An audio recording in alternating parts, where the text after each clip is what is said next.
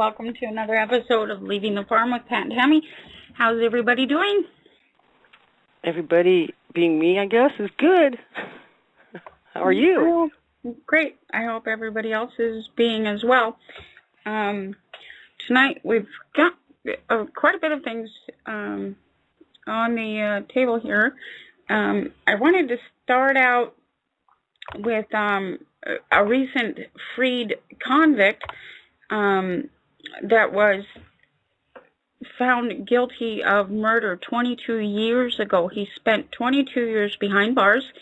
David Vranta, he walked out of a Brooklyn courthouse Thursday afternoon with an apology from a judge, and his immediate wish was to get the hell out of here. Now, the background on his story is that at one point in time, a detective coached a material witness or eyewitness into fingering him. Now, when this happens, when a detective or law enforcement official or agent coaches a witness to finger somebody for murder, what benefit is there in that other than to cover for the crimes of the law enforcement agency or detective? And so at this time, although a convicted murderer has been freed based on his innocence, he's been found innocent, there's still a murderer out there, and the likelihood that he's still in uniform is a scary, scary, scary, terrifying possibility. And this needs to be held accounted for. This needs to be held in the public eye. You know, everybody, you know, we rush around and we're so thankful that, you know, a man was let go after 22 years, and we all breathe a sigh of relief. However, there's a murderer still out there, and the scary thing is that he's still in uniform, and we all need to gather around this one and make sure that we're all safe and knowledgeable of what happens within the political schematic or political game. This is not the first time. I've had case after case of murders committed by law enforcement agents. One of the most horrifying was Thomas Erbs in Chippewa Falls, Wisconsin. An Eau Claire police officer, Todd Johnson, had been posturing the week before, and a gentleman that knew Thomas Erbs had gone into law enforcement and reported that he had been raped. And at that time, this friend of Thomas's, he reported to law enforcement that he had been raped by an Asian male, and Todd Johnson decided no. And what had happened, and this is in the police report, this is up on my script. If you'd like to see the entire game played out, it's on my script. Just Google Tammy Pepperman and script. And Todd Johnson ended up telling this victim of a rape, of an actual rape, that he was not raped by an Asian male. He was raped by Thomas Erbs.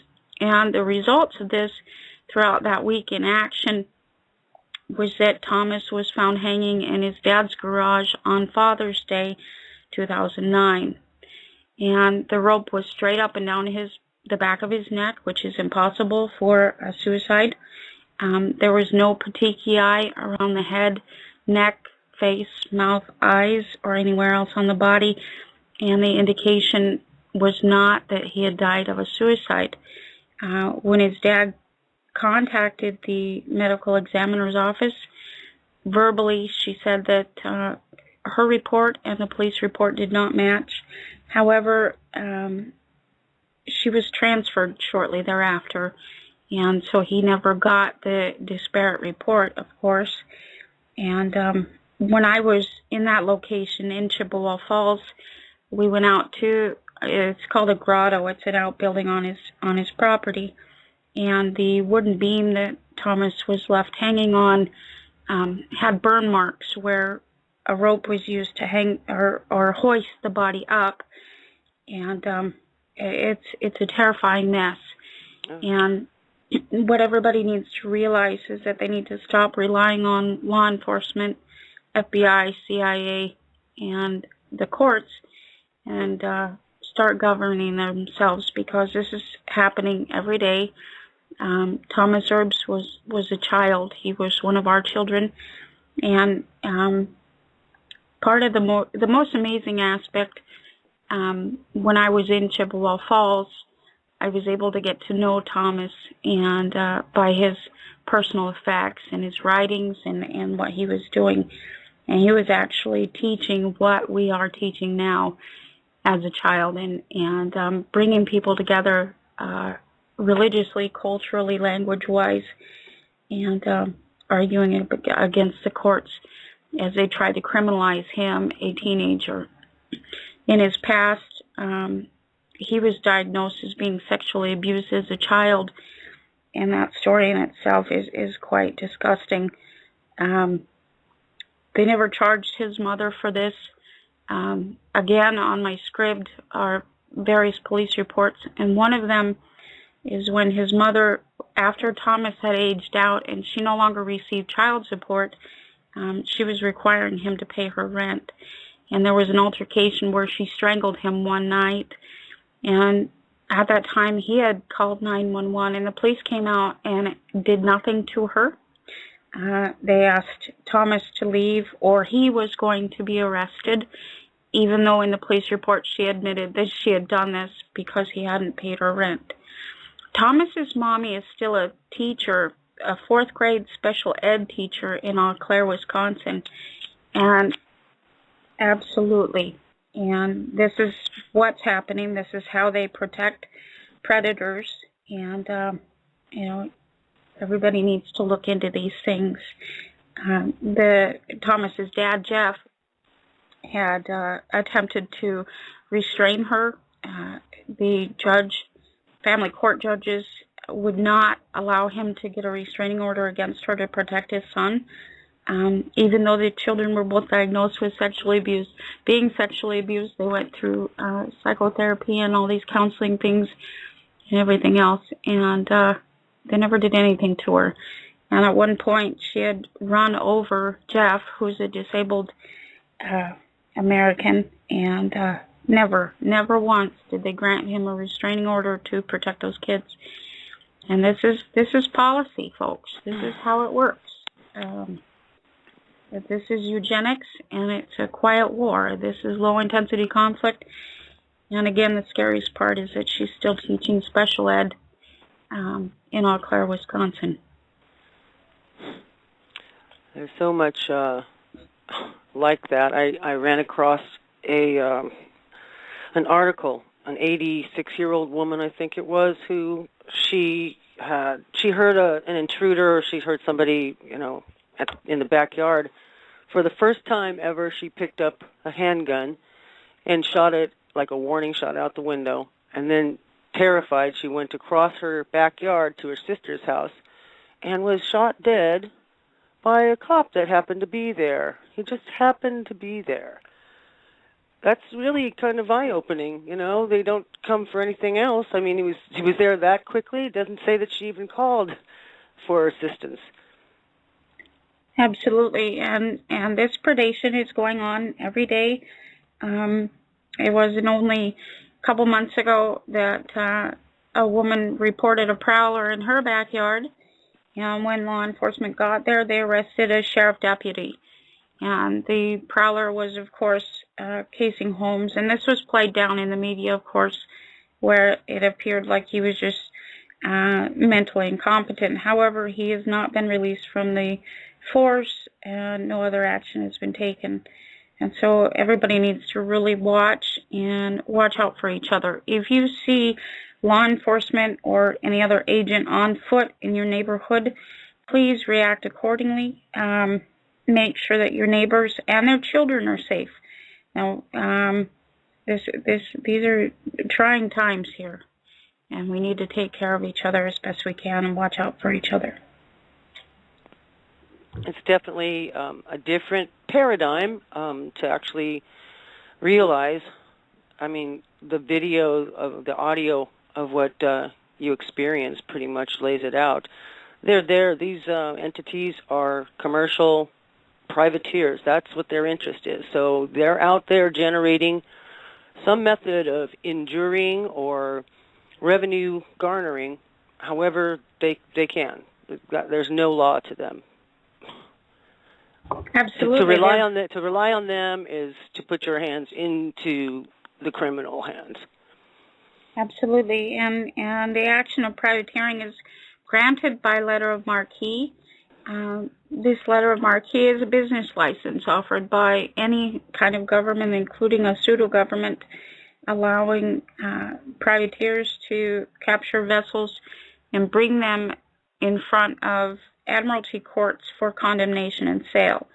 And if you don't realize what that means, this is what a foreclosure is. This is what a family court case is. This is what a traffic ticket is. This is what a speeding ticket is. This is what any kind of charge is. You are being brought in front of admiralty courts for condemnation and sale. You are being held in contempt for crimes you have not committed, which is criminal coercion, otherwise known as extortion. And we all need to gather around each other as quickly as possible, watching out for each other, because this happens every single day. And it's quiet. This is very quiet. It's calm. The action itself is called low-intensity conflict for a reason.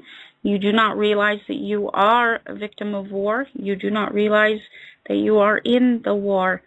And part of low-intensity conflict is one of the gaming techniques is called hearts and minds. And hearts and minds is employed in every family court case, any custody case, any time that something of yours is taken hostage and held for ransom. Another word for ransom is bail. This stems straight out of Marduk's teaching. This is Baalism, and we need to take care of each other because Satan is amongst us. Okay, Marduk and Baalism, for those who, those are strange words maybe. You want to give a history a little bit? Absolutely. Marduk is a demigod, and whoever worships Marduk would, of course, enjoy the action of Baal. Baalism is the same as piracy. Something of yours is stolen, and there's a ransom demanded for you to get it back. The reason that low-intensity conflict works so well in our society is because it's called bail, and you are told that you have done something wrong when you are stolen or your rights are stolen. Now, your rights don't seem like it's something tangible, but they are. Your rights are hypothecated to be commercial instruments such as bearer paper, bond paper, negotiable instruments, of course, stocks and bonds, CUSIP numbers, what have you. When your rights are stolen, it is very quiet. In the society, feminism especially, and this moves around. It depends on market conditions. So if the male holds all the wealth, they're going to employ feminism in order to redistribute the male. If the female holds all the wealth, they're going to employ masculism to redistribute the female. And this is for any ism, racism, Zionism, Islamism, Catholicism, Judaism, environmentalism, corporatism, individualism, what have you. The market conditions are simply that. If you hold something that Caesar wants, he's going to take it by ism.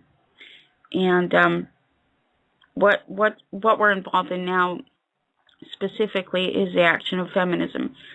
And what this means is that you can go into court. I can be married as a female and go in for a divorce action, and I will have my rights reserved superior to that of the male.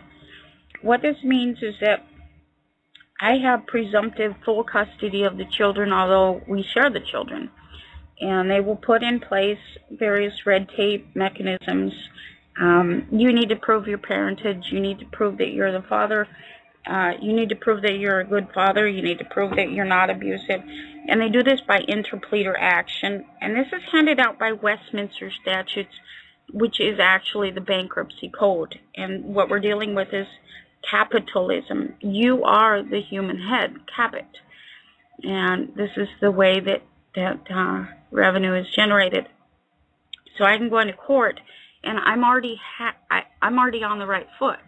I'm a female, and my rights are reserved over yours. Because my rights are reserved over yours are stolen by a legal mechanism. And during the court process, the first 4 years, you will expend $150,000 on average to fight for your rights to visit our children. You will fight tooth and nail. Within specialty, I can falsely accuse you, and I don't even have to falsely accuse you. I can say that, other witnesses can come in and say, well, she said this or she said this throughout the life of their marriage. I can go down to a domestic violence shelter right now and garner me a witness because of specialty. And this is not only the humanese, but this is a political tool. The female is the use. The male is the vie or the life that measures. And everything is founded on his credit at this point in time. So is that because the female has always, at least typically, been, I guess, under the father, her father, and then handed off to the husband kind of as a, I don't know, chattel, sort of? Absolutely. And her father is not who you imagine it to be. It's not my biological dad. It's actually the state. And to subscribe to that father, I go in and I file for divorce. And I ask that judge, who's the father, to determine this for me. And he's the one that's specializing me. He's the one that's following policy, corporate policy. And I can get anything I want to from him, as long as I adhere to his policy, as long as I contract with him. Upon that contract, each time that I falsely accuse the male or whatever else the female is going to do, the male is actually assigned, and so are the children. Now, the saddest part of this is that female has no clue what's coming down the pike at the end of this game. And what's actually happening is, by assignment, she's giving up any and all interest in the children, in the estate, and allowing that interest to go over to the state, which is the judge, the trustee. So anything that happens after that, although she thinks she's got to win, she might get full custody, or what appears to be full custody of the child.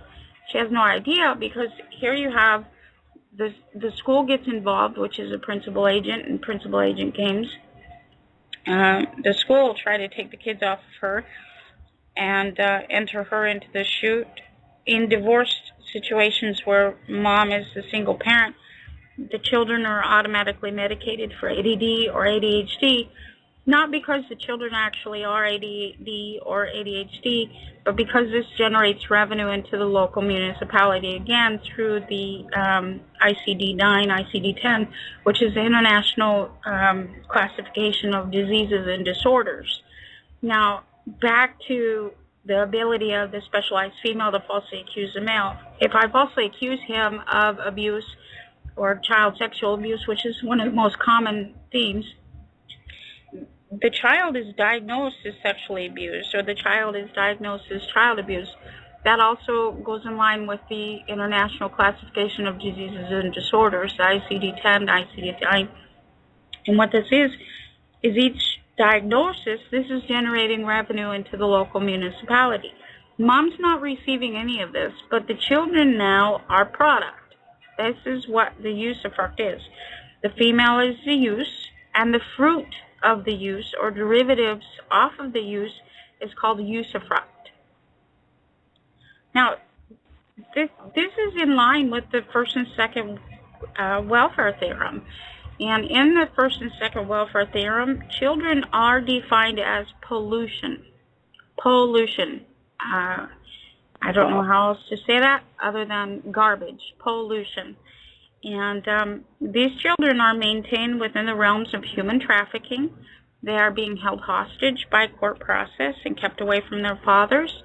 at the same time that Dad's buying his rights within the action of bail, of course. And Mom, most of the time, she doesn't care. She doesn't care. She views the children as objects now. A lot of times you'll notice that she's Medea within the Medea complex. If I can't have them, no one can.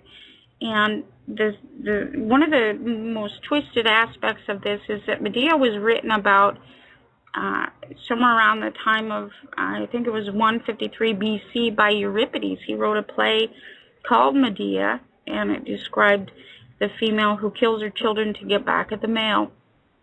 Now, in this society, they didn't define that as a mental disorder or anything other until the late 50s, early 60s here in the United States, late 50s in the UK, although they knew about Medea. They keep this hidden because we do not pay for protection against females, correct? We all believe that the male is the villain. We believe that the male is abusing us and beating our heads in, although this is not true at all. The most prolific child murderer is actually Mom. The most prolific child abuser is Mom. In the 2009 UN report on human trafficking, the main perpetrator of child sexual abuse is the female. The main perpetrator of female sexual abuse is female.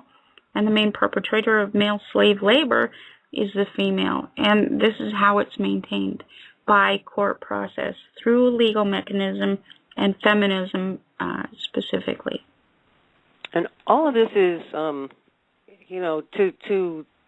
the average ears listening, I remember when I was first learning this, I was like, really, it was repugnant, and I thought, this can't be right.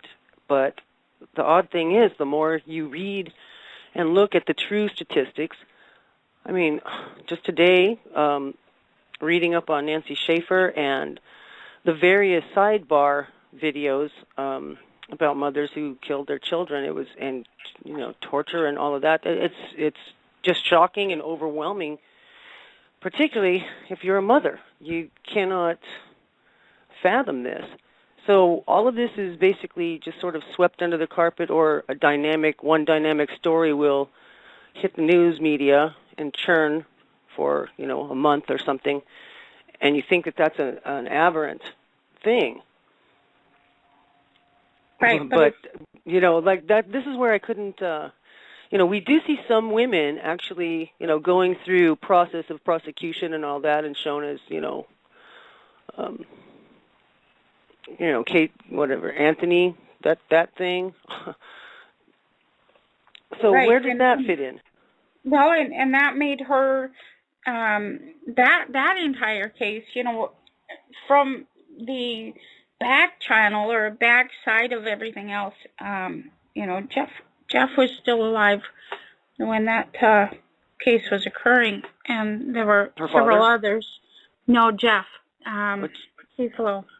And during that time when that case occurred, and there were others as well that were locally interested in that case, and from all accounts, that was a drug deal gone bad, and she may not have been as guilty as people believe, although what had happened, from what I've heard through the grapevine, is that the reason that she went out playing and everything else, she could not out herself because of the influence of the drug trafficking that was going around. And so, we'll never know for sure, but unless she, speaks out about it, but that had a different dynamic to it. You can see this in Susan Smith and others that have actually murdered their children. And going back to what you had spoken about the word mother, they're not mothers. They're seeking title to be the mother.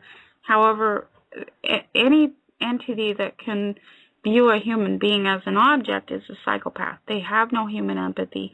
They are not like you and I, and that's why it's so hard for humanity to even conceptualize such things, because we do not think along those lines. We do not think as such as a psychopath. And these things, it's hard to wrap the mind around because we don't, we can't even conceive of these things. You know, it took me forever as well to finally realize, you know, I did the same thing as so many others. You know, I was looking for aliens. I was like, no, humanity can't be doing this. It's got to be alien influence. You know, and here, once you realize that the psychopath is actually alien or foreign to the human being. And they don't have the same construct. They look like us. They sound like us. They talk like us. They've got really nice tongues, but they are not human. They have no human resemblance other than the outside. And just the way this goes down in court, and the minions that pass off these, corrupt actions, just completely disavowing any law or justice, and perpetrating the pedophile rings that are going on there. It's staggering. People can actually do this, human beings. So it's like there's apparently a lot more psychopaths than the statistics say. Well, it seems like that because, again, the action of clear and present danger doctrine is a requirement to maintain political structure. Any political structure can only be maintained if we're reliant on a representation or somebody to protect us. And in order to create that, they use specific models. And so you'll notice, like in Florida, they've got pockets and pockets and pockets of pedophiles. But in other states and other counties, they're not that prolific. But they use Florida as the model, or a child will be murdered in Florida, and they'll splash that all over the news, just like the Casey Anthony case. There were several more around that time as well, and that dynamic makes us think, oh my gosh, we're all harming each other. No, we're not. That is a model theory. This is what politics does. And so all of those people are put in that area to make us perceive a different weight and substance matter than what's actually occurring. The actual occurrence of psychopathy is less than 3% of our entire global populace. So it's not that much. And they just gravitate towards positions of power and control, apparently. Absolutely. Absolutely.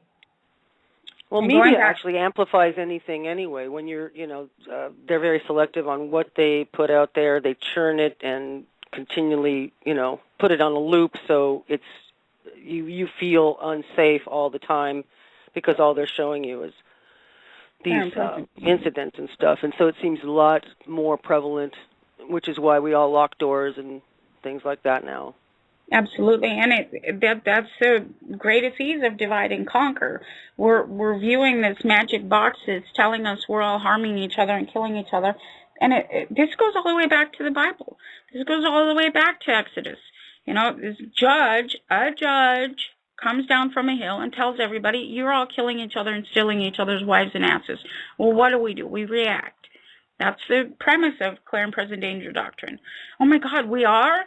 Please protect me. Please represent me in some way. And this is how it's done. And the action of the media is called hegemony. That's Gramsci's theory of hegemony, and it maintains power structures, the status quo power structures, simply by making us fear each other so that they can represent us or protect us in some way. When they're the predator, we're asking the wolf to guard the sheep. We're asking the fox to guard the hen house here, and nobody's realizing that it's not us. We need to get rid of these representations. We need to get rid of the law enforcement and these people killing all of us and blaming us for it.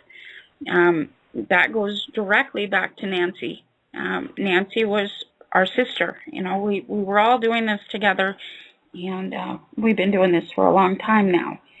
And the year before Nancy was murdered, they murdered George Zinkhan.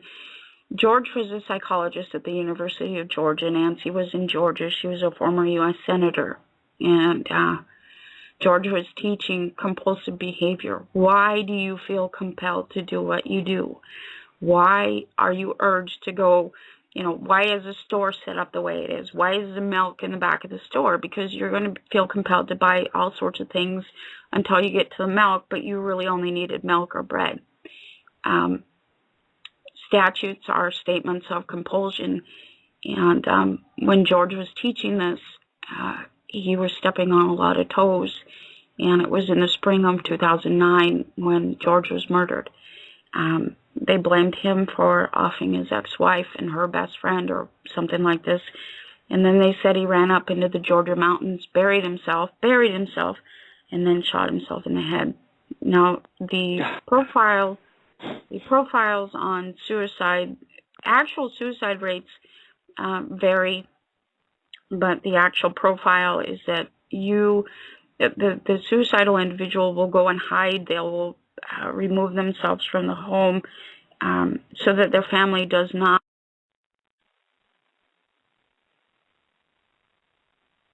Story that the media came up with. His family was already gone. They said he had removed his children from the scene, and so it would have been feasible, if not beneficial, for him just to stay in the home and off himself if that was his intent. He did not commit suicide. If you read his research, he was one of us. The spring after that, Nancy had done the report to Congress about the corruption of child protection and how prolific child protection is in sexual abuse of children, murdering children. Foster care has some of the highest incident rates of psychological deficiency, psychological disorder, abuse rates, sexual abuse rates.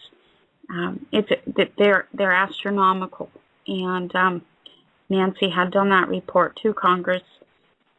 Before she was murdered, she was blackballed from the Senate. She wasn't voted back in, of course, although the populace really liked Nancy. The other senators and Congress members did not. At the time she was murdered, this is in April of 2010,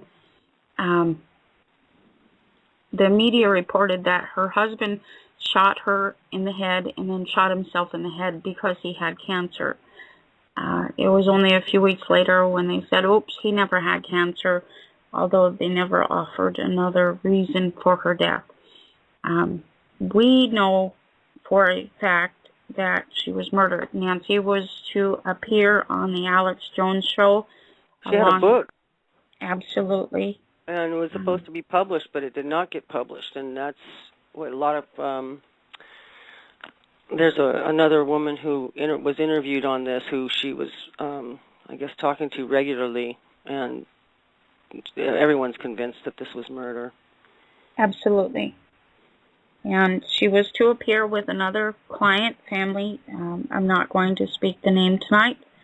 On the Alex Jones show the week after she was murdered. And Nancy had given out all of our research. And this included the research that we had collected on the corruption of child protection, corruption of law enforcement, corruption of the courts. And Bill Bowen had maintained a documentary called Innocence Destroyed. Bill was also murdered, or what they presented. He died naturally. Again, that was impossible due to the circumstances. Bill had contacted me and said he was fearful, and I said, well, come on up to Washington. This is when I was still in Washington. And 2 weeks later, he was found on a golf course dead of a heart attack, they said. All of our research, but all of this research that we had went to Alex Jones in preparation for the show. And this subject was never brought up again by Alex Jones or any other. After Nancy's murder, I was attempted on in May. Just after Nancy died, Bill was killed or died naturally in the beginning of August 2010. And again, Jeff was murdered on August 30th. These things are not coincidences. This is politics. I've been underground since. I normally I don't present myself at a location, although I needed to in this last case here, which was interesting. But we need to take care of each other. We've been going at this a long time. There's nothing else that I would be doing. I'm not complaining. I'm not trumping up on anybody. This is our obligation. This is all I do, and the reason we do it is we have an obligation to save the children. That's all. That's the end goal. Our children are defined as pollution. They are the usufruct. They are the product. GDP, gross domestic product, relies on broken children thanks to a corrupt system. These are not individual corrupt entities. These are not accidental corrupt entities. This is how politics works. This is what it does. It's human husbandry. And the reliance is that the children are destroyed so that they can generate revenue into the system. Yesterday I was, we're at a different location now, and so there's more television programming that's played throughout the day, and I caught some of the news yesterday, and I was so appalled to hear that now 1 in 50 children are being diagnosed as autistic. Autism is a social disorder. A social disorder. This is not a biological injury or harm. This is a social disorder. If anybody is not realizant of what social engineering is, social engineering maintains and creates social disorders. And part of that is vilifying the male. This is why we see so many young men, so many male children that are autistic, because they're vilified in the school, they're vilified in the media. They are taught to shut down. Autism is basically being shut down, not able to communicate, because they're replacing the tangible with the emotional. They just shut down. There's no other option when children are not able to deal with their situation or cognize their situation while they're being abused, vilified, whatever else is happening to them, sexual abuse. The prevalence of sexual abuse against male children is 1 in 6 by the time they're 16, according to Jim Hopper. Female sexual abuse is 1 in 4. And again, this is mainly perpetrated by the female. We have our school system, the public school system, mainly filled up with female-only teachers, female-only PE teachers, female-only science teachers, female-only math teachers. Now, I'm not being sexist here. I am talking about real life one-on-one contact with the Hitler Youth Program, Hitler Youth Camps. These are Hitler Youth Camps. And our males are being vilified. Our children are being sexually abused in these youth camps. I have no idea when the sheep will start standing up, but they need to stand up, and they need to stand up immediately as one, because our children they're not just a resource. I mean, I've heard for years they're our greatest resource. They're not a resource. They are not products. They are children. They are human beings, and they need us. They need us right now. And we need to get off of this farm and start doing something else. Unless you enjoy human husbandry and farming children, we need to get off of our sofas and stop watching these magic boxes and do something immediately, because this is our children that are being harmed. According to Suzanne Schell, author of Profane Justice, 25 organizations derive income revenue for each child taken out of the home. I mean, they're incentivized, and it's completely ass backward. It's completely. It's only going to stop when we actually step up and start protecting each other, and we start coming out from under this citizenship and breaking these contracts that we've signed without knowing. I couldn't agree more. Okay, if I jump in for a sec? Katie! Yeah, I've been listening. This is, this is the kind of information that people really need to get. It's a tough pill to swallow, but most truth generally chokes the best of us, until we get an appetite for it. Yeah, and I'm so glad you guys are sharing this stuff. This is critical information. I did want to share a little story out of Ireland. I thought everyone would be quite interested in. Again, you know me, solution-oriented, right? Well, got word from back home today, actually, that the last couple of days, I'm waiting for the article to get here. I should have looked it up, but it's a good source. They're in Belfast. Anyway, as the story goes, the top Belfast Telegraph reporter was kidnapped and hooded by a group of men, and their affiliation is irrelevant. Fact is, they're out to solve some issues, and what they did was this was in direct protest. You probably won't hear a lot of this stuff, but in direct protest of the drug deals that were going down in East Belfast. For those that don't know East Belfast, that is known as the nationalist area, i.e., you would, for the less informed, you would call that the Catholic part of Belfast, and you have the Protestant part of Belfast. We don't play in those games anymore, those paradigms, because both Catholics and Protestants in Northern Ireland know we got screwed over, and we're not happy about it, and this is what I've been preaching for many years. But the interesting thing was there was a lot of drug dealing that was going into the nationalist section of East Belfast, very deliberate, getting kids hooked on heroin and rave parties and what have you. And a few individuals within the nationalist areas from the north and the south got together, and they grabbed this guy, hooded him, and took him off to have a little chat with him. And what they did was they told him, because he was the highest profile Belfast Telegraph reporter, that in the paper tomorrow there was going to be a list of 20 names that they gave this reporter that are the known drug dealers, and likely some of them are cops, probably most of them, that have been involved in this trafficking and deliberate harming of children. So this is just to reinforce what you've been saying, Tammy and Pat. Now, I'm not sure if the names got posted, but I will tell you this: you don't fuck with the Irish. Pardon my Irish. Yeah, I think everyone knows that. You don't.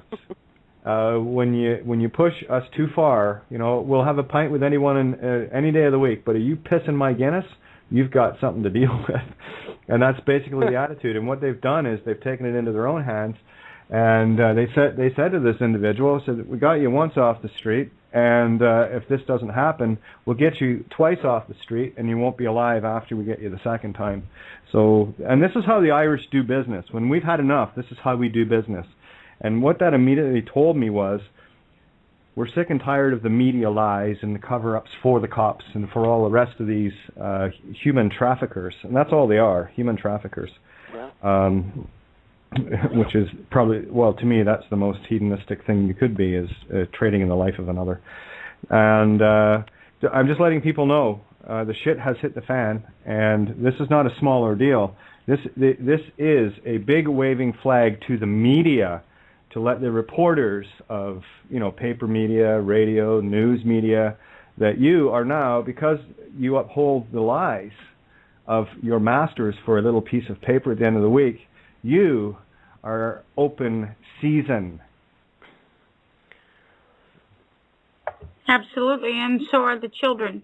Absolutely. Well, they make open season on our kids, and these reporters don't want to report it. Well, guess what? Now they're accountable, and this is just the beginning. But I need people to see the bigger picture here. This wasn't about just grabbing a reporter. This was a message to the media in general, that we've had enough of you guys covering up for these murderous, Baal-worshipping pieces of shite and selling out for a piece of paper. I mean, you can even talk about, I'll give you an example. 3 government offices in the last week have been burned out in Belfast. And now I'm not promoting violence here, but I'm just letting people know this is the pulse that's going on. You don't see these stories in mainstream here. And another thing, too, last year they took out a Republican, which is in the south of Ireland. That's basically a cabinet member, And if you go back to characters like Jerry Adams, who was head up of the Sinn Féin, that was a political division of the IRA, whenever the, quote, troubles, unquote, ended, all these former terrorists, known murderers, were given positions in government. Literally, and I mean that literally. Right. And as soon as this other, one of them got taken out, the rest of them, guess where they live now? They live in the city of London. So what does that tell you? You know, this is what they did. The same thing during the Holocaust. You know, the Holocaust ended, and everybody was looking over at Nazi Germany. Everybody was looking over at Hitler, and they had no clue that the majority of the administration that came out of the Holocaust was put over here in the United States administration, including Ernst Rudin, which is a psychologist. Now, it goes along the lines of the eugenics program that was started by Margaret Sanger, the mother of Planned Parenthood, by the way. Hitler really liked her policy. It was not Hitler's policy. Now, this came out of our administration in the United States of America and the United States Incorporated, and it's been implemented all across the globe by Congress, by the UN, which Congress holds in the majority. Now, other countries don't have counties. They don't have, they have territories still, which cover broad land masses. But the United States Incorporated is something special. Each county is a foreign state. And so each member county under a member principal maintains the majority of the UN. Congress is supplying the UN and showing growth in the UN because they maintain it as the majority stakeholder in the UN. Now, implicating all manner of hell across the globe perpetrated by the UN, this is being maintained by Congress, the United States Incorporated Congress, and we need to stop them. The federal state has got to go. This is the League of Nations. They've had global governance since the Atlantic Charter. In the Atlantic Charter, the people choose their form of government. As you know, Congress is the people, according to the 14th Amendment. This is what a person is. You are not a person. You are a state of being, or the United States in actuality. And so break that down. We have to hold them accountable. We have to hold the federal state accountable. Confederate means with federation. That is what the word league means. The Articles of Confederation was the annex to the Covenant of the League of Nations. And I urge everybody to read that. The United States of America is a style, S-T-I-L-E. It's a word. It means a chain of events or actions. And what you're dealing with is a whole bunch of acts passed out by Congress. These are acts done, actions. And that is the chain of events leading up to the Covenant of the League of Nations. The League of Nations, or Congress, for, best example, has been railroading everybody. This is at the heart of what's happening in Ireland. This is at the heart of what's happening in the UK. This is at the heart of what's happening in Australia.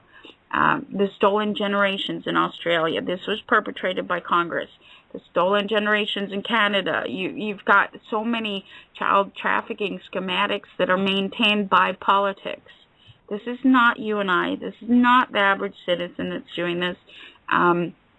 These all-women girls' schools, all-girl places, Boys and Girls Town International, these are predatory places that children are placed so that they can be preyed on by politicians, by Congress members, by judges, by psychologists, by attorneys.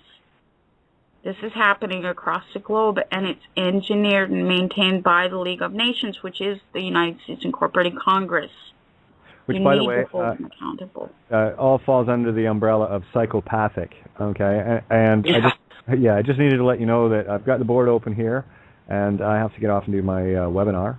So great information tonight, ladies. Absolutely loving this, and I will be grabbing this download to hear the second hour. So thank you guys so much. And just a quick update on Tony. I heard from him today. He's okay. And we have a couple of angels over there taking care of a few things, and we'll get him sorted right bloody proper, right bloody quick. So, yay! And for those that didn't hear, thank you guys so much. You guys generated $500 to go over to him, so that's going to go a hell of a long way in keeping him alive and keeping him in the game. Like I said last night, the night before, we're on the hill. We'll hold this position. We just need occasionally we need a little ammo, brought to the hill, and we'll keep fighting. I promise. Absolutely, I love you, Katie. Thank you for showing up. Wait. What about your situation? Halfway home on what I need for the car. So home. I know. I thought that was very synchronistic that you had that song for the intro. Very well done. That's my favorite. Okay. All right, guys. I'm only halfway though. We have to go. Yeah. So what's that, love? I love you. I missed you. Thanks for showing up. Hey, I'm never far away, hon. I always have my eyes open, keeping an eye on everybody, the good little mother type that I am, but there you go. Anyway, I love you guys, and, well, not one of those that likes to, slaughter their You're not a helicopter mom? No, I'm not a helicopter mom, no. Is that sick or what? What are these terms? I know, it's just, it is. But, the people listening, the ones that listen to what we're talking about are the wide awakes, so we know we're getting the word into the right ears. I hear it every day from so many people, so let's just keep the pressure up, keep that beautiful solution-driven consciousness of pure love intention. This is how we win. 2 things you need to do, the intention of love and follow the golden rule, and in that, everyone is accountable, and that's how we get the mirrors to get back into reverse mode, so we reverse out of here. Anyway. Love you guys, and tomorrow night we have Santo, of course, with Jordan Maxwell and Dean Clifford showing up. So it's going to be a dynamo show, and hopefully as good as this one. This is awesome, guys. Really getting it done. No, really, this is some beautiful information that is opening the full spectrum, and that's what we need. And Pat, you and Tammy, both of you bring that to the table, and this is exactly the biggest piece of a puzzle that needed to be brought forward, and that's why we do this together. So thank you so much. Awesome. Thank you, Katie. Love you guys. Have a great rest of the show. We'll talk to you later. All right. Thanks. Good night. Bye-bye. Well, this is a very uncomfortable, painful topic to talk about, but, you see these things, little blurbs on TV from the, corrupt actually trying to elicit more funds and stuff. You just click the channel, or it's just so awful you don't want to think about it. But, there are millions of children who are, just being destroyed. And, the ones that make it through the whole thing are completely, shattered, and it turns into the monsters that we see that we're so afraid of. People who they're trying to tell you are the criminal elements, but they were created by this system. If it doesn't stop, it's just in perpetuity. I mean, that's the requirement of politics. Charles Manson was in and out of foster care. He was in and out of Boys and Girls Town. So was Babyface Nelson. If you go back and look at the history, Babyface Nelson was in and out of foster care, and he actually had experience being preyed on by Hoover. Now, nobody realizes this stuff, and then all of a sudden he's killed. He's killed for robbing a bank. Was he really robbing a bank? Who knows now? God, we can't trust anything they ever taught us. Really. Absolutely not. And most people are not aware that there's documentaries. Congress banned a documentary called Conspiracy of Silence. It was to air on the Discovery Channel, and Congress put a ban on it, so it was not aired on the Discovery Channel. But you can find this on YouTube and Google Video, and it's called Conspiracy of Silence. And it documents throughout the history of time, and especially in the 80s and 90s, how the White House is involved in child predation, human trafficking, and how your Congress members do this on a prolific basis. This is what they do. This is what their function is. This is why they're passing all of these privacy laws. Violence Against Women Act is not to protect women. This is a privacy law. Crimes Against Children Act is not to protect children. It is a privacy law. And then you go into HIPAA and FERPA. And these acts, what these do, it's not to, the sheeple were informed by the media that you're your medical records might be accessed by somebody else. Okay, so somebody's going to pretend that they have cancer like you, or AIDS, perhaps. You know, what is the benefit in that? These are privacy laws preventing you from pulling your children's medical records after child protection takes them, because most often they're given an STD by their predator. Nobody's seeing the back end of these privacy laws, such as FERPA, that prevents you from accessing your own children's school records. Why is What's this? FERPA? Break it. FERPA.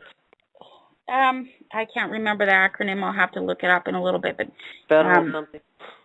It is. It's to protect school records from being theft or stolen. But again, where's the black market for school records or medical records? Come on, people. Come on. Now, we all agreed to this. The media tells us all this crap, and we believe they're promoting this garbage, and it's absolutely ridiculous. Family Education Rights and Privacy Act is what FERPA is. And what that is it's preventing you and forcing you to go get an attorney just to get your children's school records or just to get your children's medical health records. We're coming up on the top of the hour. We're going to take a small break here, listen to another one of Katie's songs. If you enjoy Katie's music, let us know. Get on and you know, talk to us. I love these songs. They're just so beautiful. And we'll see you back here in about 4 minutes. How about giving us the phone number? Whoops.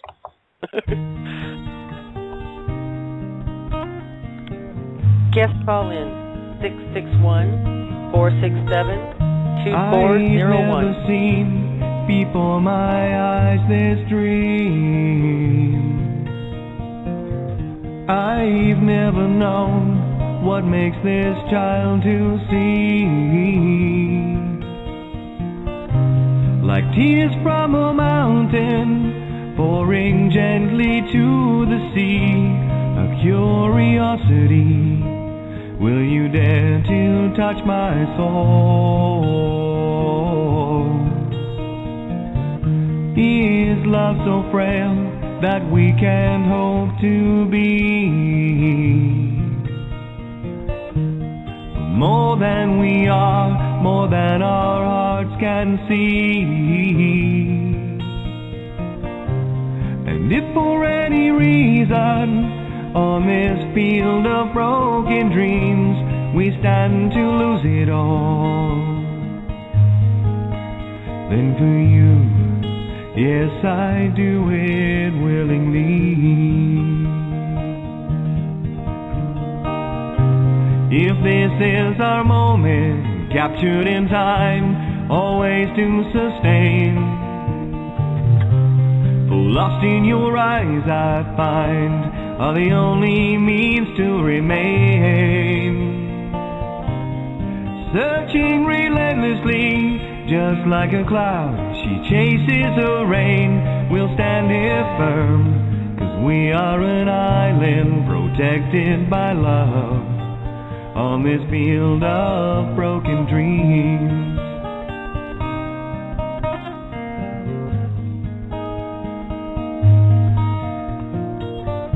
It's never clear, this path of destiny. That's why we're here, to find our need to be. Elusive as a rainbow, we can try to steal her gold, but she'll give it willingly. Will you dare to ask her though? We'll find a way, we must believe in us. There'll come a day, we'll soar, and when it does, the sky will have no boundaries. I will challenge every sea, I will never lose this dream. 'Cause for you, yes, I do it willingly. If This is our moment, captured in time, always to sustain. Lost in your eyes, I find, are the only means to remain. Searching relentlessly, just like a cloud, she chases the rain. We'll stand here firm, 'cause we are an island protected by love, on this field of broken dreams. On this field of broken dreams. Welcome back to Leaving the Farm with Pat and Tammy. We're in the second hour. We would like to thank Critical Mass Radio for this platform, as well as Zach, the production company, Verdict Productions, and so many others, including Katie. Absolutely, and Zach has done just an amazing job with our production, our YouTube productions, every week, every day. I mean, he's producing. He's producing the outreach. Absolutely, and this is integral to our overall goals. Again, Critical Mass and others, including Zach at Verdict Productions, everything's done out of the goodness of the heart. We don't get paid for this. They don't get paid for this. You know, if you feel like donating anywhere, I suggest CMR. You know, and the people that are providing us these platforms and means of reaching out to you and teaching you what's going on. We wouldn't be here without such as CMR and Zach and others. Katie's halfway there with that auto repair to finally get back into some sort of ability to sustain herself. So everybody did an amazing job. I mean, it's just a wonderful thing. 500 something for Tony, which is definitely going to help him.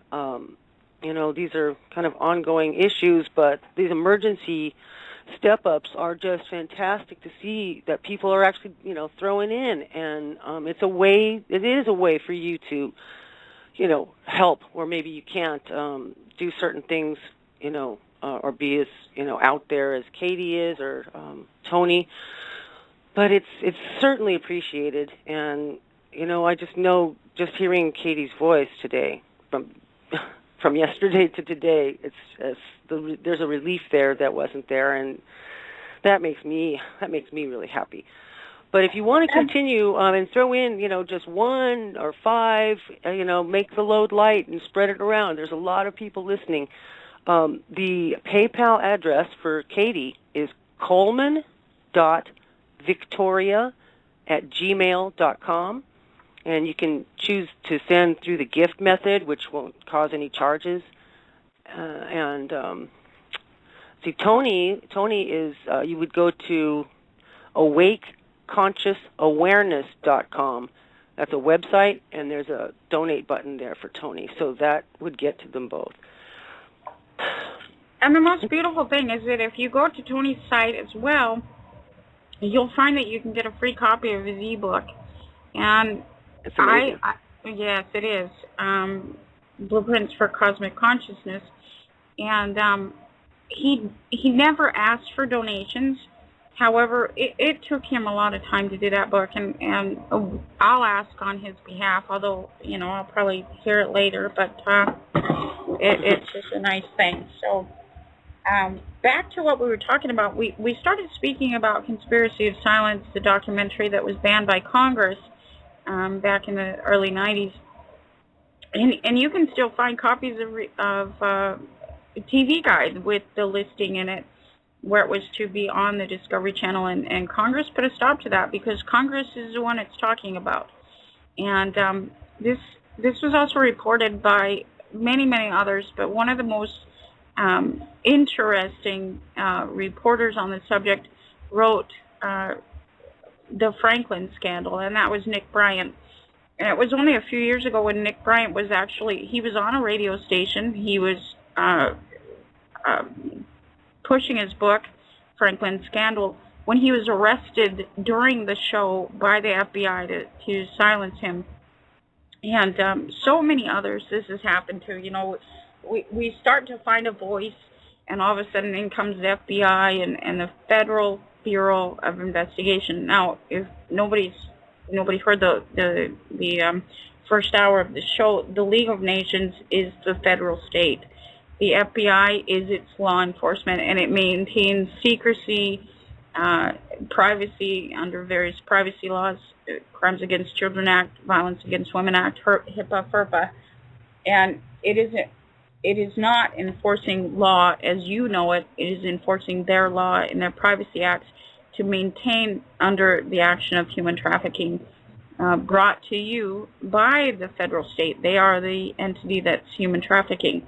And the model of the courts are established by the 1789 Judiciary Act. And what's happening is that these children are held hostage by court process or by Child Protective Services, various agencies, by estoppel. And in doing so, you're constantly not only buying them back, or eventually, you know, a lot of people have given up. A lot of people have committed suicide. A lot of people have no other option other than to walk away, especially males, because the political construct knows, and this is a predetermined outcome. And so after 8 years, 12 years of fighting for your children, males end up walking away because in the interim, they're being foreclosed upon, they're losing their jobs, and they think these are coincidences. These are not coincidences. The federal government is maintaining corporate governance maintained by corporate policy. And so the majority of the employment out there is, of course, corporate employment. And so when you lose your job or you're laid off, this is predetermined. This is not accidental, and it had nothing to do with what you've done or whether or not you've done anything wrong or anything other. This is politics. There are no coincidences. There is policy. And I invite everybody to read Franklin Scandal and to watch Conspiracy of Silence. And if you want to go more in depth on the depravity of the system and the dynamics of energy, I suggest that you listen to a speech or a lecture that was given by, I can't even remember now, damn it, William Cooper. It is called Behold a Pale Horse, and you can find that in PDF form. You can also find the lecture itself at YouTube, and again, Google videos. It is not very great quality. However, if you have the book with you, and I have a copy of that, just get with me on Skype or whatever else, and I'll get you a copy of that. But it's a really quick learning experience, listening to Bill Cooper and what he has to say, because he's got a lot of insider information from being on the inside. And Silent Weapons for Quiet Wars, isn't that attributed to his publishing that? Absolutely. It said it is maintained that it was found on an IBM copy or whatever else, but through Boeing. Right. The writing style is all Bill. And so it's believed by peers that Bill wrote the thesis and then the antithesis, which is the Silent Weapons for Quiet Wars, and then Behold a Pale Horse. And he's such a beautiful individual. You know, again, it's all free. All of us, you know, Katie was saying... Of course he was murdered, too. Absolutely. Or he might be in federal prison, from what we've heard in and around peer circles as well. We're not exactly sure. So that one's still up in the air. There are so many avenues that people can go down. You know, a lot of people come to me and they say, well, you know, that's over my head. Well, I started somewhere too, and you know, originally I was studying Henry Mackau up in Canada. He's got, henrymacau.com. And, of course, Jordan Maxwell. Years ago, I bumped into his site, and I found it to be just absolutely amazing journey throughout time.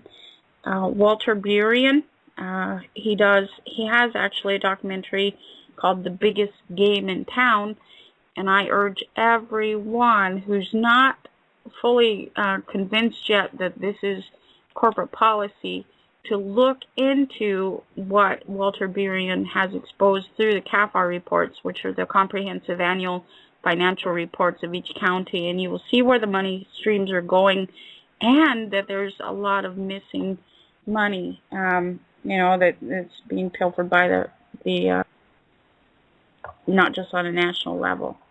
What's a CAFR report for those who don't know? CAFR. Well, these are supposed to be through a independent auditing service maintained for each county, and they're called the Comprehensive Annual Financial Reports. And this is the influx and the outward disbursements of funding through each local county or foreign state. But again, even those are lacking. There's Walter had found that there's over 800,000 employed government employees without titles, without names. All they receive are checks each month, and we know this to be. You can see that. You can see that when you pull the SEC files or the their business files. You can see the employees going from smaller amounts to suddenly there's a jump of 1,000 and no titles or anything. It's very interesting in 1 year how that changed. So. And that's just what they're reporting.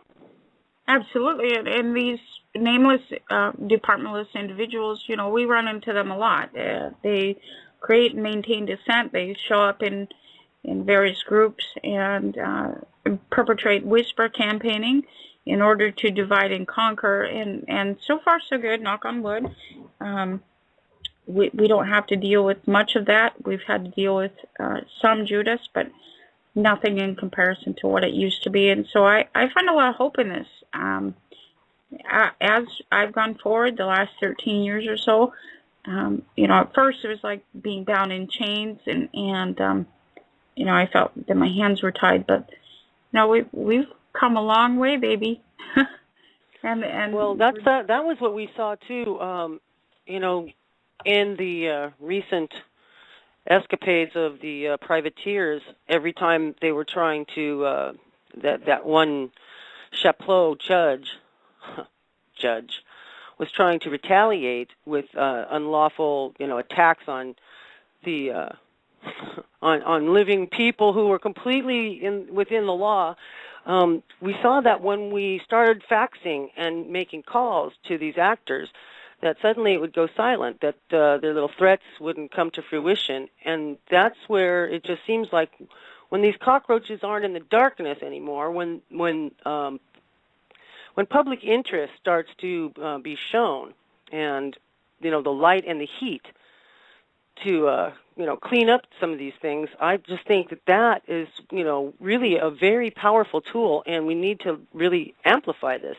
That was part of the effort to put out these audios to let people know where these law enforcement agencies admitted to being corporately owned, corporately run, all about revenue and in league with the banks. That they didn't really care about people being harmed or whatever. It wasn't their job. So it's up to us. And the way I see it is, if we continue to get these stories out all over the place, then we can spread this around and start getting action calls or faxes, and you can do this anonymously, and just keep putting the light on these entities. Make it uncomfortable for them to sit down and destroy people's lives. And that 911 guy, I still want his name. Oh my God. Absolutely, and the funniest part is just exactly what you just said. Now, we were speaking earlier about hegemony and the ability of the media to control status quo power structures, and we've seen that we can combat this. We were the media. we are the media. Our numbers are growing expediently. I mean, exponentially, we're growing every day, and it has Globally. been absolutely. And this has been the most amazing experience of my life. We have some pitfalls and we have some, but we're not taking 2 steps back. We have maintained a forward stance all around, and all they've done is evidence more of their criminal behavior and the criminal behavior of the federal state. Now, I'm not responsible because they don't want to roll on each other. That's okay. The bigger they are, the harder they fall. And sadly, they always fall. And, I... Happily, they always fall. Absolutely, and I have no sympathy. We tried to warn them.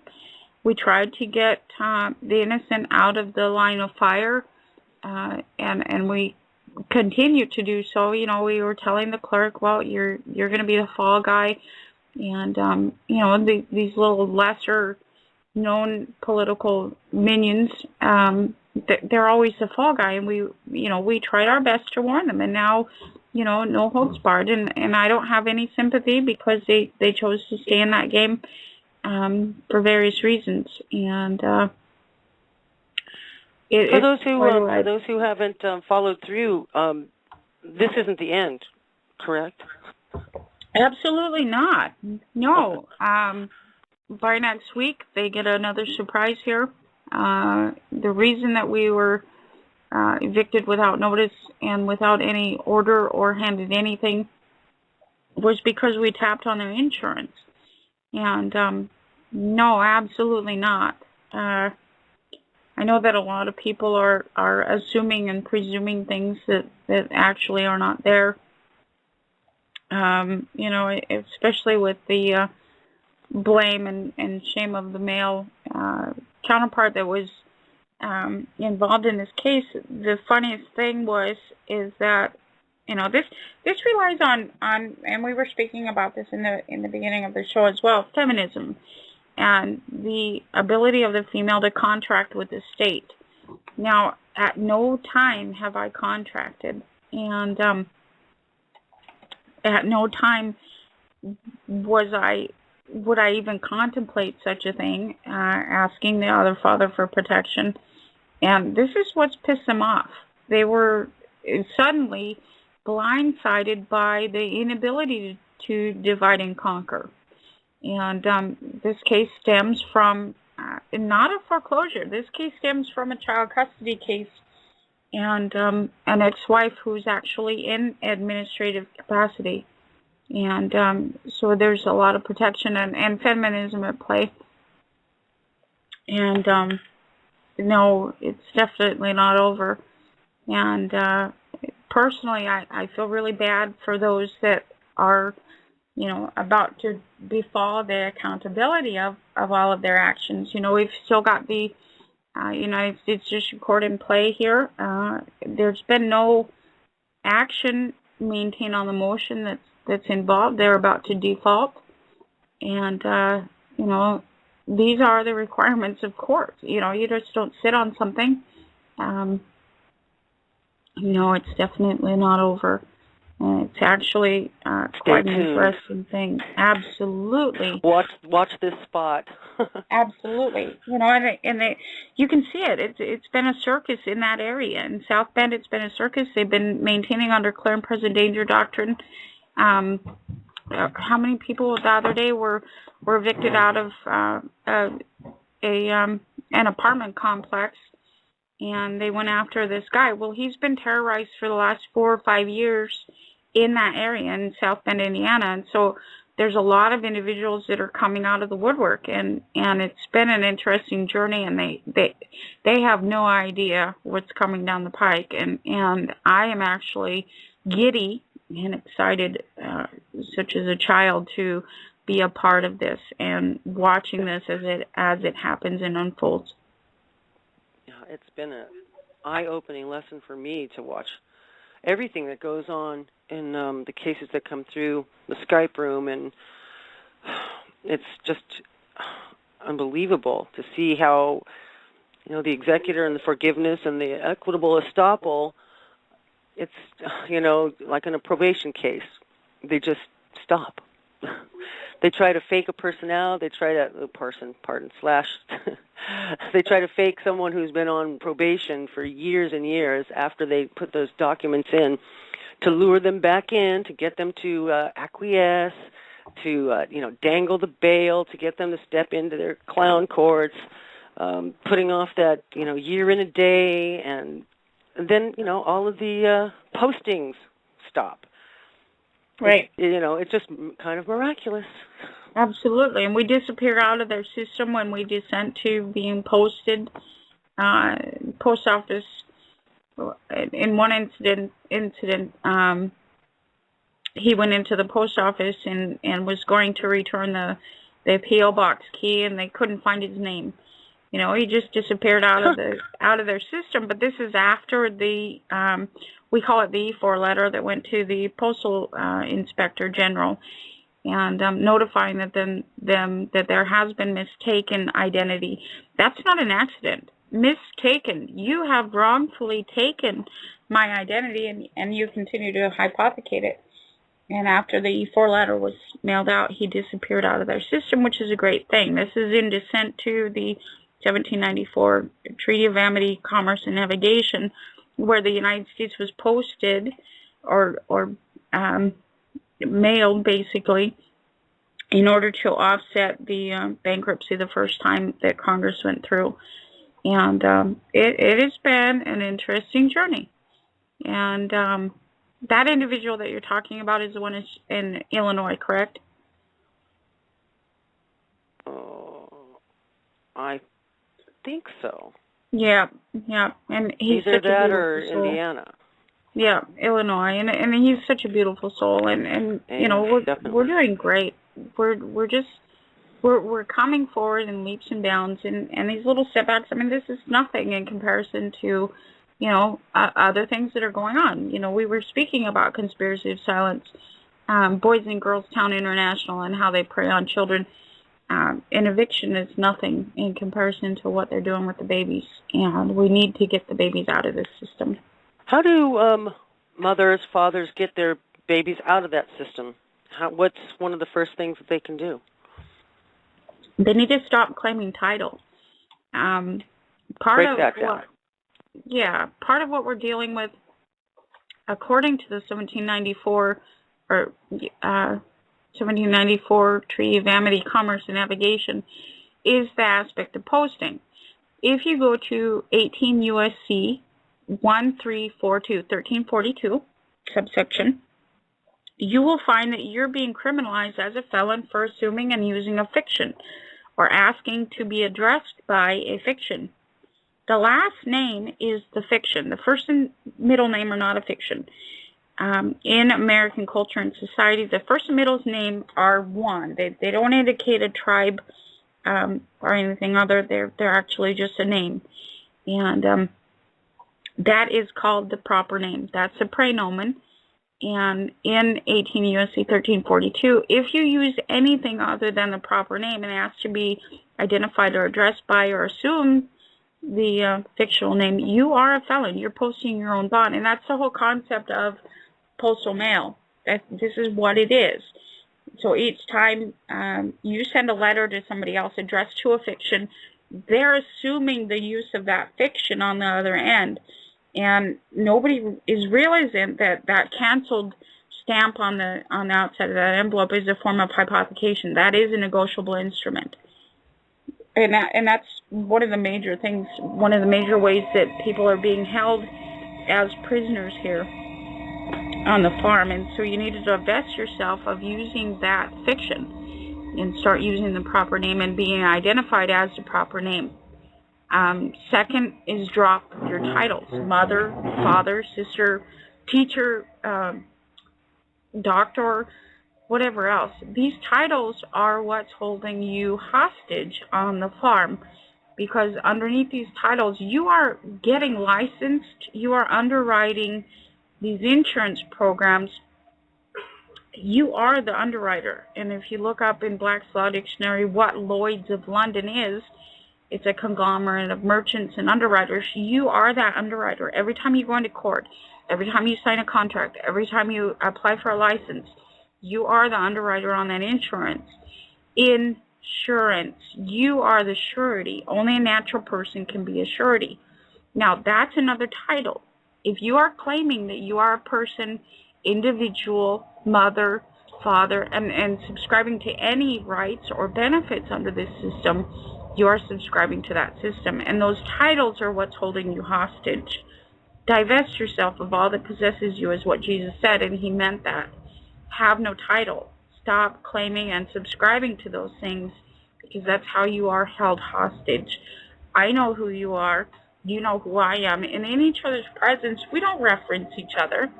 You know, we don't speak the name. We have no necessity of doing that unless we're in large groups. And even at that point in time, we can use endearments for each other. You know, my family used to call me baby all the time. That's just something that's done. And we don't need titles. We don't require them. But we've been taught to walk with the ego in this society. And just drop it. Drop the names, drop the titles. You already are before you earn the right to be. And that's something that's so hard for people to grasp, because all of their lives they've been vilified. They've been taught that they're a bad boy. They've been taught that they're a bad girl. You need to do this. You need to be this when you grow up. Trying to earn. Right. You have to earn the right to be, but you already are. As to your physics, you already are. You're perfect. God made you perfect. You don't have to be a teacher. You don't have to be a doctor. What you need to do is just learn. And based on your education, I hate that word too, based on your own knowledge and observation and experience, you can go on and teach whatever you know. And that's the foundation. That's what Aristotle did. That's what Plato did. They did not have those titles. It wasn't until later, the discourse with Protagoras. Protagoras speaks in, if you can grab that, I've got that one too if you want it on Skype. But it's one of the most profound discourses to read between such as Socrates and Hippocrates and Plato and all of them, because Protagoras was going around and about to sell licenses, to sell education, to sell knowledge. And for example, Hippocrates was not the father of medicine. Galen was. And in Protagoras, it explains in detail how Hippocrates bought his medical license. He wanted to be a doctor, so that's what he paid for. It was not an experience-driven anything. It was not an observation-driven anything. And from such accounts, it appears that he actually had no real medical knowledge other than what was borrowed from, such as Aristotle, although he had the name. He had the title because it was purchased. And again, this was written about as to the name in Critolus by Plato. And I have that. If just get with me on Skype and I'll send it out. But it's very interesting in this day and age. You know, a lot of times I'll talk about, you know, these politicians and their quote experts that know things. They're retarded by specialty. Everything is compartmentalized. So now you have a psychologist. Now you have an MD. You have a special this. You have a special this. But that is retarded by specialty. They don't know anything else. Right. And they're purchasing this. And they know whatever they're taught, but based on, you know, what's expedient for the system or the industry. Absolutely. But really they have no actual knowledge. There's no such thing as gnosis anymore. They've completely obliterated the ability of the human mind to expand. They've obliterated the ability of a child to analyze anything. And that's part of the process in the Hitler Youth programs. The public school system is teaching children to memorize. That they're not analyzing anything. And this is a form of Delphi. It's called the Alinsky method. Saul Alinsky came up with it, but it's actually under the Delphi model. And, again, I urge everybody to learn what Delphi is, because the system requires and relies on Delphi, consensus reality. And we need to get out of that and get back to reality as quickly as possible. Yeah, amen to that. So I wanted to ask you about your take on Jesus. You've mentioned Jesus, and I know, there's a lot of various observations about the Bible have been twisted, and a lot of distrust for the books that got into the hands of the Vatican or the Roman Empire and the changes and things like that. So what is your take on Jesus? Who is Jesus? What is Jesus? Was he real? Is it a he? Well, Jesus is absolutely real. That word is in Latin is GE space SUIS, and that word means your earth. And what's happening, and the metaphor of the crucifixion actually refers to such as the Federal Emergency Management Act. Governor Pilate, the name was Pilate. A pilot tugs you along. It pulls you wherever you need to be, especially around a lighthouse. So if you're a vessel in the water and you're traveling wherever, when you go near a lighthouse and you go near the rocks, you require a pilot. That's what the lighthouse is. It's a pilot. And the premise of this is that you'll be tugged around. Well, statutes are statements of compulsion with pull. And what they're doing is they're tugging you around by psychological influence to maintain you as a politically correct product. This is how you are crucified. You are crucified by bearing that cross or the burden. So you can be falsely accused. You can be told all sorts of stuff about yourself. You're a bad boy, bad girl, whatever else. You're in foreclosure. You've lost your job. You're just not good enough. This is the crucifixion of Jesus, your earth. And you allow this and become your own worst enemy by subscribing to these titles. When you enter into court, you're in there actually creating the nature of the case by what's known as implied color. By defending that title, you're acknowledging that the court not only has jurisdiction, but that the law used against you actually exists. They don't exist. A crime can only occur against a human being. To injure something means to put it into law. And based on statutory revised code and statute, now you can injure a stop sign. You can roll through a stop sign and injure it.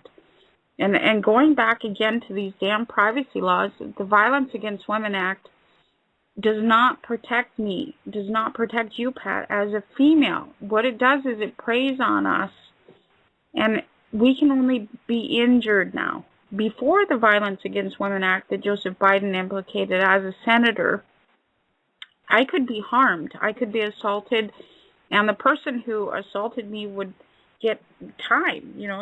They go to jail or she'd go to jail and whatever else, and I could be compensated through civil means or mechanisms. However, since the Violence Against Women Act that Joseph Biden implemented, I can only be brought into law. What that means is that first off, that judge and that prosecutor is going to be fee splitting. That prosecutor is going to get $6,000 right away to prosecute the crime, and I'm going to be used as a prostitute. The prosecuting attorney and the judge are my pimps. They're going to cash in on anything that happens to me, and the abuser, which is mainly perpetrated by females, is now charged rent for abusing me because I'm chattel. I am owned by the judge, by the prosecuting attorney, by the system. And in that, any form of abuser can rent the opportunity to abuse me. I will never see a penny of that. I have to sue the abuser separately, and to my detriment. I have to pay for that, blah, blah, blah. But I'm tired of being a prostitute. What about you, Pat? Yeah, I never consented to that. I'm tired of it all. Absolutely not. They're trying to now get our kids to what's it called, Universal National Service Act to between the ages of 18 and 25 to perform national service, either as a member of the uniformed services or as civilian service in a federal, state, or local government program or a community-based agency or community-based entity to authorize the induction of persons in the uniformed services during wartime to meet end strength requirements. So this is something that's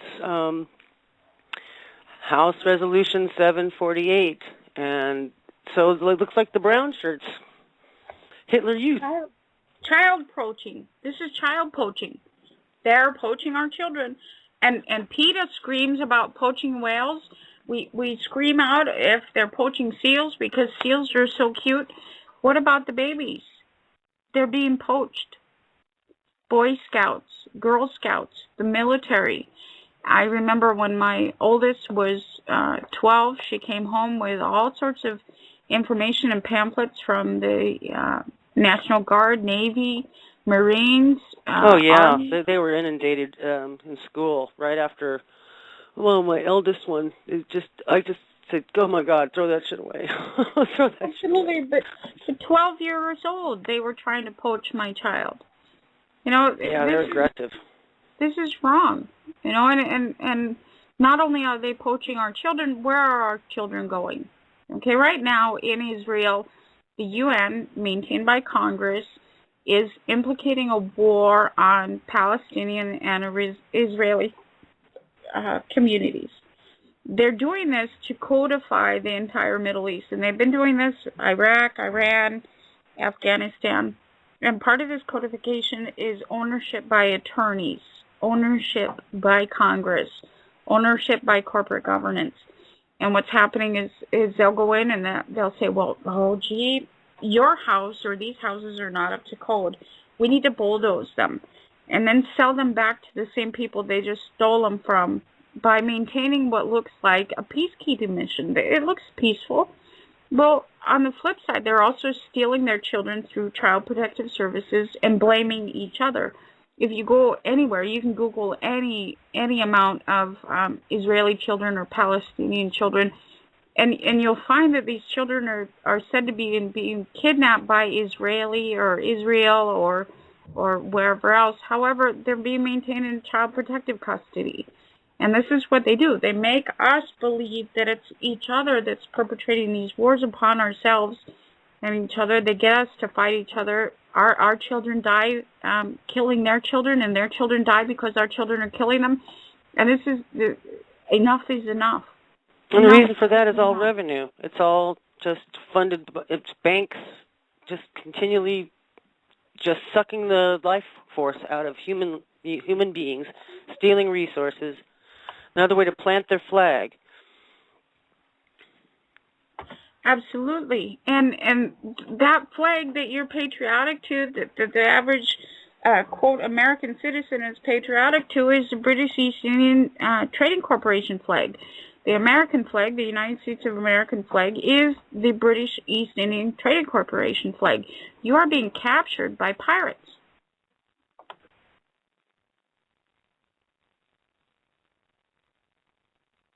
Staggering. You know, they even proudly, someone sent me a photo of Salem. Privateering and revolution. During the American Revolution, it goes on to talk about all sailing vessels were outfitted as privateers.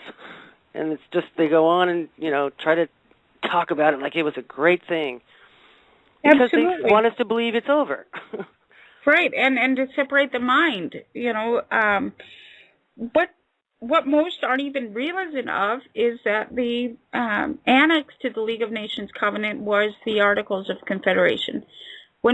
If you go to the Covenant of the League of Nations, the first sentence says that it's between the high contracting parties.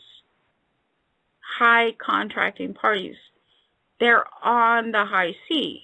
By document, they're explaining to you that this is upon the high seas, and what that is invoking is the hell and high water clause. It's an insurance claim.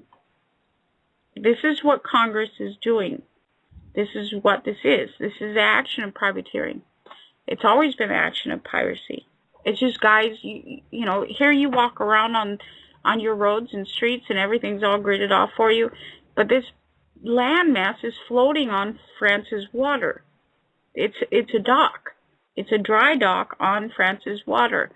And that's what's happening. If you go back to the Master Lend-Lease Agreement that Churchill and Roosevelt signed, you'll find the rental agreement for this landmass, what you need to pay for rent.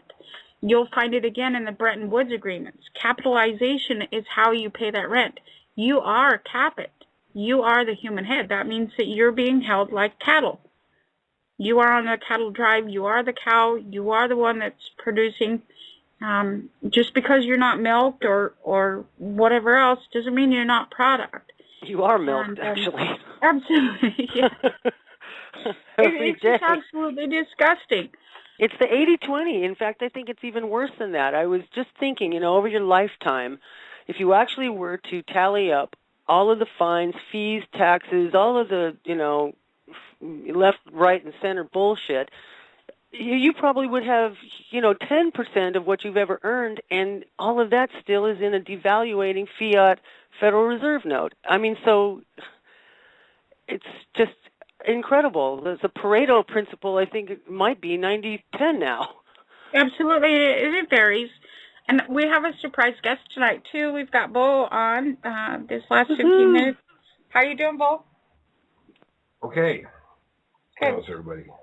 So I've been listening to the last 45 minutes or so, and what you're outlining, laying out here basically is what was referred to in the Matrix as the construct. And the construct, it's taken centuries to build. It's a Leviathan, and, I dare say still, 99% of the people are fully bought into this. So this is, excellent information that you two put out every week. This network of fine beings puts out every week. But unfortunately, the 99% of the people are watching the corporate media and accepting their programming without question, being good sheeple. So this is what we're up against. Right. If there's any chance to, come up against the system and have any real effect, unfortunately, we do need more numbers. So, you people that find this information compelling, please pass it on. Are you offering us a red pill or a blue pill? I suppose I am, but nobody here probably is on the blue pill. But I'd like to offer the red pill rather to the 99%. Unfortunately, they're not hearing me. They're watching Ellen or some other brainwash. Yeah. It's true. They put you into a trance within a short period of time. And if you happen to be on any psych meds, you'll find that your eyes will just gravitate to a screen. A lot of people use that TV as background noise. We're so used to being, having sound or something because we just, don't want to be alone with our thoughts. We don't, that's what the system programs us to want to be, comforted by some other sound so that you don't feel alone. And you are alone. You're isolating yourself. The best thing you can do is turn that thing off and go in and sort yourself out. And if you turn that TV off for a week, just a week, the next time you turn it on, you will be shocked. It's amazing what happens. It's amazing how clear the programming is after you've taken yourself off of it. Absolutely, and what you speak of it with the prescription medication, that is prescriptive programming. Combined with the drug therapy and the television programming, it's easier to program the politically correct model of human. That is a different model. That is a human resource. That is politically correct model of human. You do not want to be there. We should be correct as to our biology, not politically correct or correct as to politics. And the means of garnering that model is through prescriptive programming. And we need to stop doing this. We need to stop diagnosing ourselves by a television commercial and rushing out to get those pills. You're not even seen by a doctor anymore. The majority of the people go into the doctor, they tell them, I'm having this symptom, and I heard this drug is really good. And they're handed this drug. Well, yeah, because they're advertised on television. Absolutely. And it's so easy now for the pharmaceutical companies to garner these individuals, and it's so sad. This is the maintenance of fractional reserve banking. This is the maintenance. You are the product. You guys spoke about that flag a little while ago, and that's the pirate's flag of the U.S. Inc., and, being steered by the League of Nations, Congress, while, the 99% I talked about are down below rowing, and they're happy about it. They're giving all the energy to the shipmasters. If they're grumbling about what they're doing or not, they're still going along with the program. And, we all know what that monster is: endless wars, debt slavery, absolute new world order. Call it what you will.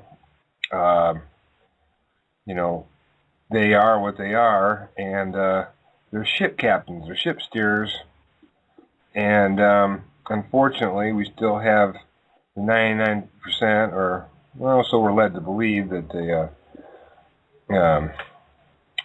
voting populace is, maybe 50% or something, but, they're still giving their energy by voting. People are still voting into this thing, this Leviathan, that, is on a course of, destruction for all but, the elite. So, I used to be patriotic when I was little and said my pledge of allegiance to that flag. And now I just hate that thing. Well, and it's all under the doctrine of elections. You were speaking about voting, and that's not possible in the United States Incorporated. There's only the doctrine of election. We're in a regime that allows us the right to elect. However, the doctrine of election says that you're only going to get either a right or a benefit, never both. So you can claim to be a citizen all you want. You can get your rights. You will not get the benefit. And if you come in as a beneficiary, you cannot get your rights under the doctrine of election. And this means specifically that you are not the heir. What happened during the 1930s, 1920s into the 1930s, is you have a new sibling that's created in your image, which is each national state. You are the United States.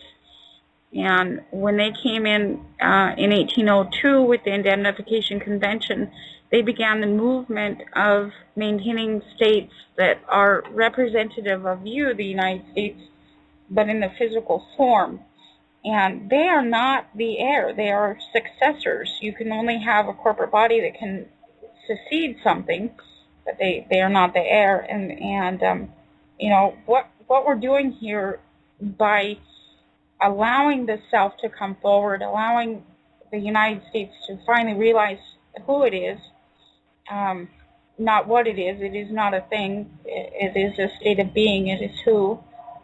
And in that capacity, you can deny your sibling that was created in your image by the Lord God or the landlord.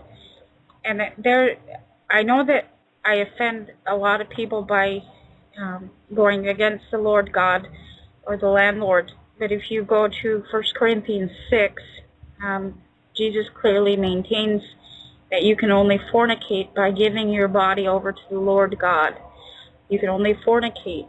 And God has raised up the Lord God, so shall he raise us up. And you can see this in representation, in the action of Congress representing you. You can see this in the House of Delegates. You have delegated your authority, your power to somebody else. As God. Absolutely. Power. That's what I wanted everyone to hear, that what you're saying. We gave this authority by ignorance or whatever, and that we can take it back. Absolutely. Power can only be vested, and you're the one that's vesting it. You vest your power and your authority, or the right, or the word author, the word authority comes from the word author. You are the author of your book. The book of life is in the action of being. You're writing this book every moment of every day just by being. That is the book of life. The book of the dead is when you are represented as a dead thing or a fiction, which is what this society relies on. All of those titles, the last name that you're assuming and using, all of these things, you're allowing them to write the book of the dead. In Revelation, it maintains that whoever's written in the book of life is the winner, and we are the winner. You are alive. You are be living, and all you have to do is just be. And it really isn't that hard. Follow the public law. It's the fear impulses that have been taught to us to manipulate us. And when you can shed those, even one step at a time, you start to feel and learn what being is, and dropping all of the systemic titles. Absolutely, because when you're not being, when you're seeking to be or thinking you ought to be, should be, could be, or otherwise would be, you're always looking over your shoulder, considering somebody's watching you. But it's you. You are Many people who've lost their careers after, 55 years, sitting, waiting for another job or an interview that never appears, goes through this mental derailing, wondering what their value is because they've given all their life to a corporation that shit-canned them and now won't even look at them. So it's an interesting place to be in, but it can be one of the most empowering if you quit looking for something that you need to do or be or title to make your self relevant or worthy. Absolutely, and this is what reality is: realizing yourself, realizing your state of being, and in doing so, just be. That's all that's required, and maintaining us to the truth. The truth is the word of God. It is your word. This is your word, the truth, reality. And putting on the whole armor of God is wrapping that breastplate of righteousness around you. You are right. Stop assuming or conceding to the system that tells you you're a bad boy or a bad girl, because that's a requirement of politics.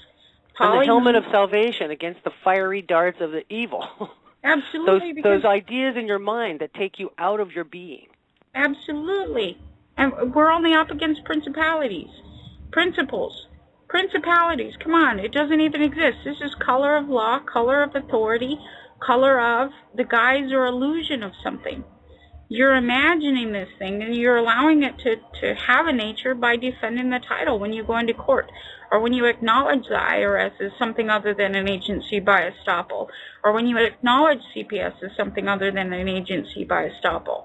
These things are just created by action of law, and it's not even lawful. These are attorneys.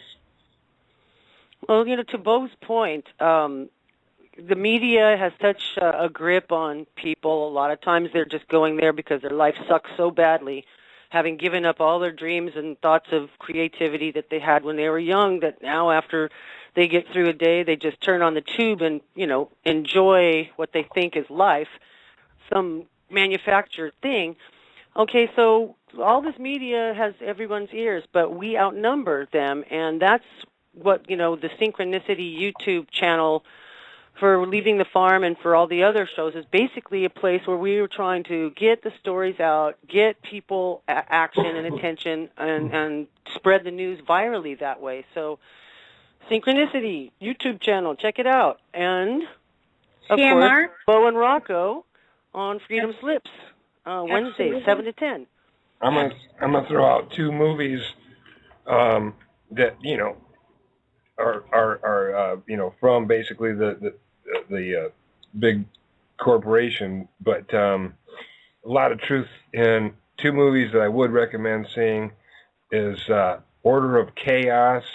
It's a story about two attorneys, and Repo Men. If you want to see what things are really like and where they're heading, watch Repo Men. See where that title will get you in the end. Very eye-opening movies. We've got 90 seconds left. Thank you for joining us for Leaving the Farm every Thursday, for now, 8 to 10. Again, also catch Bull and Rocco over on Revolution Radio, freedomslips.com every Wednesday, 10 to 12 Eastern Time. And again, we thank you for joining us every week. If you feel like donating, CMR, Katie's plight, we gave the PayPal earlier. Coleman.victoria@gmail.com. Use gift to send without charges. And awakeconsciousawareness.com is for Tony. That's where you would go to donate to Tony. Yep. Blueprints for Cosmic Awareness is a book you can receive for free as an ebook just by registering with Tony's site. Again, we're on Synchronicity, Critical Mass Radio, Revolution Radio, freedomslips.com, synchronicity.com. You can find us on Facebook, Skype. Come and join us. We're out here. Be with us. Just be well. I'm looking forward to Gordon Maxwell and Santos tomorrow. That sounds like a hot show. Oh, yeah, with Dean. I love. Yeah. Be well. Well, thanks. Good night, Thanks all. for everything, guys. Click. I think it's over, is it? Okay, let me look the switchboard. Yeah, we're recording. We're recording now, so we're over time. Okay. Switchboard Okay, good night, all. Be well.